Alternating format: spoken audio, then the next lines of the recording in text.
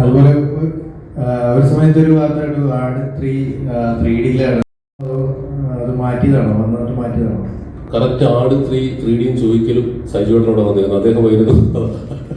അദ്ദേഹമായിരുന്നു ആട് 3D-യിൽ ചെയ്യാന്നുള്ള പ്ലാൻ വെച്ചത്. ആക്ച്വലി അങ്ങനെ ഒരു പ്ലാൻ ഉണ്ടായിരുന്നു, ആലോചന ഉണ്ടായിരുന്നു. പക്ഷെ സിനിമ ഇത്രയും വലുതായി മാറിയതിനു ശേഷം അതിന്റെ പോസ്റ്റ് പ്രൊഡക്ഷൻ എടുക്കാൻ പോകുന്ന ഒരു സമയം അത്യാവശ്യം ദൈർഘ്യമുള്ളതാണ്, ലെങ്തി പ്രോസസ്സാണ്. അപ്പൊ പിന്നെ എപ്പിക് ഫാന്റസിയിലേക്ക് നമ്മൾ മാറിക്കഴിഞ്ഞപ്പം ആ ഒരു കോംപ്ലിക്കേഷൻ കൂടി നമ്മൾ ഈ പറഞ്ഞ പോലെ ആ ടൈം എന്ന് പറയുന്ന ഒരു സാധനം ഉണ്ടല്ലോ, 3D കൺവേർഷന് വേണ്ടി മൊത്തം അതിനി തൽക്കാലം വേണ്ട, അത് പിന്നീട് തീരുമാനിക്കുകയാണ്. ഇനീഷ്യലി അങ്ങനെ ഒരു പ്ലാൻ ഉണ്ടായിരുന്നു. അന്ന് സിനിമ ഇത്ര വലുതല്ലായിരുന്നു. റൈറ്റിംഗ് സ്റ്റേജിൽ നമ്മളൊരു ബേസിക് സ്ട്രക്ചർ ആയിട്ടുണ്ടാകുമല്ലോ. പിന്നെ നമ്മുടെ ഷൂട്ടും എല്ലാം നീണ്ടുപോയപ്പോൾ 3D എന്നുള്ള പ്ലാൻ സ്വാഭാവികമായും നടക്കാതെ വന്നു. പിന്നെ അത് ഡ്രോപ്പ് ചെയ്തു.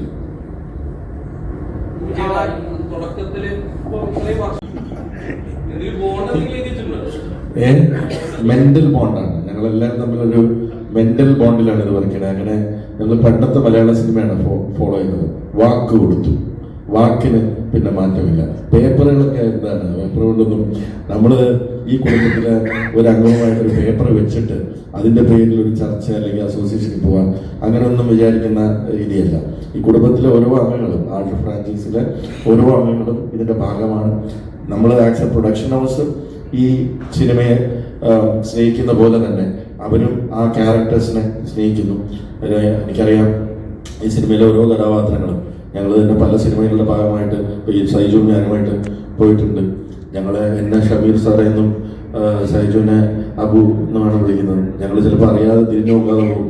അപ്പോൾ ചോദിക്കും ജാടയാണോ, അപ്പോഴാണ് നമ്മളെയാണല്ലോ വിളിച്ചതെന്ന് പറഞ്ഞ് തിരിഞ്ഞു നോക്കിയിട്ടുണ്ട്. അപ്പം അത്രമാത്രം എന്നോട് ഇന്ദ്രൻ ചേട്ടൻ പറഞ്ഞിട്ടുണ്ട്, എത്രയോ സിനിമകൾ അഭിനയിച്ചിട്ടുണ്ട്, ഇപ്പം പോകുമ്പോൾ പലയിടത്തും പോകുമ്പോൾ ശശിയാചാര്യനെ വിളിക്കണേന്ന്.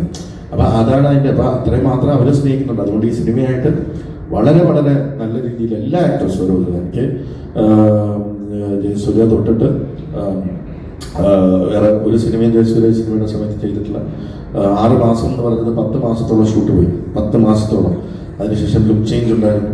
അതിൻ്റെ ഇടയിൽ നേരത്തെ മിഥുൻ പറഞ്ഞ പോലെ ഹോഴ്സ് റൈഡിങ് പഠിക്കാനായിട്ട് കുറേ സമയം അവരെടുത്തു. അതിൻ്റെ പഴയ കാലത്തെ ഇപ്പം മേക്കപ്പിനും കോസ്റ്റ്യൂമിനും തന്നെ ഓരോ ദിവസവും 1-2 മണിക്കൂറൊക്കെ ഓരോ ക്യാരക്ടേഴ്സിന് എടുക്കാറുണ്ട്. അപ്പം അതിനൊക്കെ ഒരുപാട് സമയം. പിന്നെ ഇവരിട്ടിരിക്കുന്ന കോസ്റ്റ്യൂമൊന്നും അത്ര ഹെവി ലൈറ്റ് വെയിറ്റ് ഉള്ള സാധനങ്ങളൊന്നും അല്ല. ഞാനിടയ്ക്ക് ചോദിച്ചു, ഈ രാജാക്കന്മാരൊക്കെ പണ്ട് ഇങ്ങനെയായിരുന്നു, രാവിലെ എണ്ണീറ്റ് ഇതൊക്കെ ഇട്ട് ഇങ്ങനെയാണോ ഇറങ്ങി നടക്കാറ്? ഈ സാധനം വെച്ചിട്ടാണ് ഇവരൊക്കെ യുദ്ധത്തിന് പോകുന്നത്. ആ തലയിലിരിക്കുന്ന ഹെൽമെറ്റിന് ഇനി ഞാൻ പറയുന്നു റെഡിയാണ്. ചുമ്മാ ഉണ്ടെന്നുള്ള വരവറിയിച്ചതല്ലേ, എല്ലാം റെഡിയാണ്. ഈ ആട് 1ഉം ആട് 2ലും ഇല്ലാത്ത വലിയ താരങ്ങളെ ആട് 3യിലേക്ക് പ്രതീക്ഷിക്കണം. മെയിൻ കഥാപാത്രങ്ങളെല്ലാം ഇത് തന്നെയാണ്. പിന്നെ നിങ്ങൾ ട്രെയിലർ കണ്ടവല്ല ഒരാൾ വേറൊരു നമ്മുടെ ഹോളിവുഡിൽ നിന്ന് ഒരു ആക്ട്രസ് വരുന്നുണ്ട്, അലിയ ബോൺ എന്നാണ് അവരുടെ പേര്. ഓൾറെഡി നിങ്ങൾ ട്രെയിലർ കണ്ടാണ്. അതാണ് മെയിൻ കഥാപാത്രം. ചെറിയ ചെറിയ കഥാപാത്രങ്ങൾ വന്നും പോയി ആടിച്ചോലും മണ്ണിലും ഉള്ള പോലെ തന്നെ വന്നും പോയി നിൽക്കും. സോഷ്യൽ മീഡിയയിൽ കുറെ റൂമേഴ്സ് സ്പ്രെഡ് ചെയ്യുന്നുണ്ട്. അത് തീർക്കാനാണ് ഞങ്ങൾ ഇവിടെ ഇരിക്കുന്നത്. ചോദിച്ചോ, എന്താ കംപ്ലീറ്റ് ആയിട്ടില്ലല്ലോ? എന്താ? ഇല്ല. മിഥുൻ ചേട്ടാ, ഇപ്പം മൾട്ടിപ്പിൾ ജോണറിൽ സിനിമ ചെയ്യുന്ന ഡയറക്ടേഴ്സ് ഭയങ്കര ബ്രില്യൻ്റ് ആണെന്ന് പറയുന്നത്. ഇപ്പോൾ കഴിഞ്ഞ 2 സിനിമകൾ നോക്കിക്കഴിഞ്ഞാൽ ത്രില്ലർ സിനിമകളാണ്. അപ്പോൾ അത് തന്നെ ആസ് എ ഡയറക്ടർ കുറേ ബ്രേക്ക് വന്നിട്ടുണ്ട്. അപ്പോൾ അതിൽ നിന്നാണ് വീണ്ടും ആട് 3യിലേക്ക് വന്നിരിക്കുന്നത്, അത് സേഫ് സോണിലേക്ക് വന്നിരിക്കുന്നത്. അപ്പോൾ ആ കഴിഞ്ഞ 2 സിനിമകൾ ആസ് എ ഡയറക്ടർ തന്ന ആ ഒരു എക്സ്പീരിയൻസ് ഈ പടത്തിൽ എത്രത്തോളം യൂസ് ചെയ്യാൻ സാധിച്ചിട്ടുണ്ട്? എന്തൊക്കെ മാറ്റങ്ങൾ അപ്പം ആസ് എ ഡയറക്ടർ ഇതിൽ ചെയ്തിട്ടുണ്ട്? ശരിക്കും ആടിന് ശേഷം 2 ത്രില്ലേഴ്സ് വന്നു.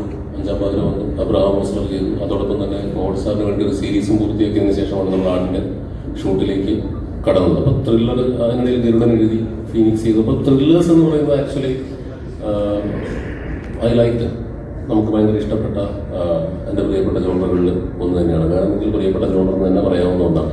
പക്ഷേ ഇപ്പോൾ കോമഡി സേഫ് സോൺ എന്ന് പറയുമ്പോൾ ആക്ച്വലി കോമഡിയാണ് ബുദ്ധിമുട്ട്. കാരണം ത്രില്ലർ ചിലപ്പോൾ നമുക്ക് എങ്ങനെയെങ്കിലുമൊക്കെ ത്രില്ലൊക്കെ അടുപ്പിച്ച് ചിലപ്പോൾ രക്ഷിച്ചെടുക്കാനൊക്കെ പറ്റിയേക്കും. പക്ഷേ ഹ്യൂമറിന് നമ്മൾ ഒരു ഹ്യൂമർ സീൻ ക്രിയേറ്റ് ചെയ്തിട്ട് നിങ്ങൾ ചിരിച്ചില്ലെങ്കിൽ പോയി. ഇപ്പോൾ ലോക സിനിമയിൽ ആക്ച്വലി എല്ലാവരും പറയുന്നത് എടുത്തു ഫലിപ്പിക്കാൻ ഏറ്റവും ബുദ്ധിമുട്ടുള്ള ജോണറാണ് കോമഡി. അതെന്തുകൊണ്ടോ ആദ്യം തന്നെ ഓം ശാന്തി അവസാനയിൽ തുടങ്ങിയപ്പോൾ അതെ പല ഏജ് ഗ്രൂപ്പിലും പല ഹ്യൂമർ അങ്ങനെ ഒരുപാട് ചലഞ്ചസ് ഉണ്ട് ഹ്യൂമറിന്. അപ്പം അതെന്തുകൊണ്ട് ഓം ശാന്തി അവസാനയിൽ അത് ക്ലിക്കായപ്പം അതിൻ്റെ ഒരു നാക്ക് പിടിച്ച് നമ്മൾ കുറച്ച് സിനിമകൾ ചെയ്തതാണ്. അത് ആടിലും വർക്കൗട്ടായി. പിന്നെ പ്രിയപ്പെട്ട ജോണർ ചെയ്യാനൊരു അവസരം കിട്ടിയപ്പോൾ ത്രില്ലേഴ്സ് ചെയ്തു. നമ്മൾ ഓൾറെഡി ആട് 3 ആട് 2ന്റെ സമയത്ത് അനൗൺസ് ചെയ്തതാണ്. തിരിച്ചു വീണ്ടും നമ്മൾ ഹ്യൂമറിലേക്ക് വരുന്നു. ഇത്തവണ നമ്മൾ പുതിയൊരു ആടുമായിട്ട് വരികയാണ്. എല്ലാ ക്യാരക്ടറിനെയും പുതിയ ക്യാരക്ടർ അഡീഷൻസിനെയും നമ്മൾ അങ്ങനെ തന്നെയായിരിക്കും സ്വാഗതം ചെയ്യുക. അത് ആടിൻ്റെ ഒരു കീഴ്വഴക്കമാണ്. അനങ്ങിയ നമ്മൾ മാസം ട്രീറ്റുകളെ അങ്ങനെയാണ് കൊണ്ട് പറഞ്ഞുകൊണ്ടിരുന്നത്. പക്ഷെ അങ്ങനെയല്ല, പ്രധാനപ്പെട്ട ക്യാരക്ടേഴ്സ് വരുമ്പോൾ നമ്മൾ അങ്ങനെയാണ് അവതരിപ്പിക്കുക. നമ്മുടെ ഒരു പടത്തിൻ്റെ ഒരു രീതിയും സ്റ്റൈലും അങ്ങനെയാണ്. പിന്നെ നമ്മുടെ സൈജുവേട്ടൻ ഭാഗത്ത് ആർട്ടിസ്റ്റുകൾ വന്നിട്ടുണ്ട്. അവരോട്